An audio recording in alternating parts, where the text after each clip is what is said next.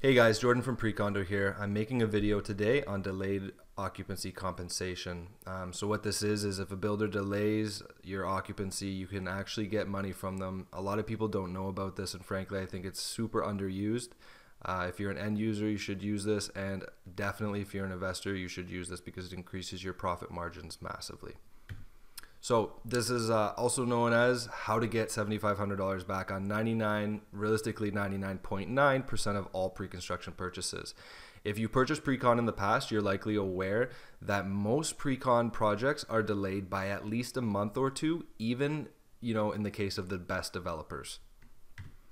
So who pays this compensation? Well, the builder pays it to you, and the person who enforces it is Terrorism. So there's no getting out of this for the builder. If they delay your firm occupancy date and don't do it in the appropriate manner, which by the way they never do, they do have to pay you.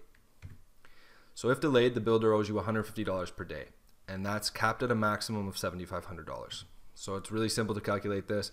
If they delayed by 30 days, you take 30, multiply it by 150, the developer owes you $4,500. A lot of people think they're not eligible for this because the developer will often make you sign an amendment that says you are okay with the delay. Is this applicable? Almost never. So unless the amendment explicitly states that you are voluntarily signing it, you're aware of the $7,500 rebate, and you're waiving your right to the $7,500 compensation. If it doesn't say those three things, it's not worth the paper it's signed on. You're still entitled to your money, and you should still file for it. So the only time you're ineligible for this, and the only time the builder can get away with not paying this out, is in the case of an unavoidable delay. What constitutes an unavoidable delay? Natural disaster like fire or flood, an act of terrorism, or a pandemic. So essentially, three things that almost never happen. A lot of the time, builders will send out a delay notice saying something like unavoidable delay, construction strike. That doesn't matter. The Terrorism only says natural disaster, active terrorism, and pandemic. So construction strike, them not getting their cabinetry in on time, none of that is applicable as an unavoidable delay. So if your pre-construction condo was delayed, 99.9% of the time you're eligible for the $7,500 back.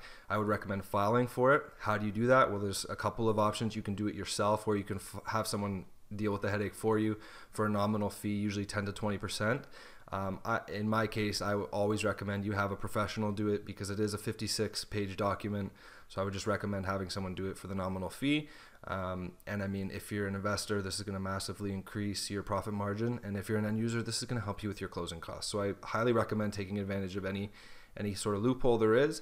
So I would definitely file for this. If you have any questions or you want to get in touch with someone who does this for a living, just shoot me an email at jordan@precondo.ca, and I'll put you in touch with them. So I hope you guys learned something here, and I hope you guys use this to your advantage. Have a good day.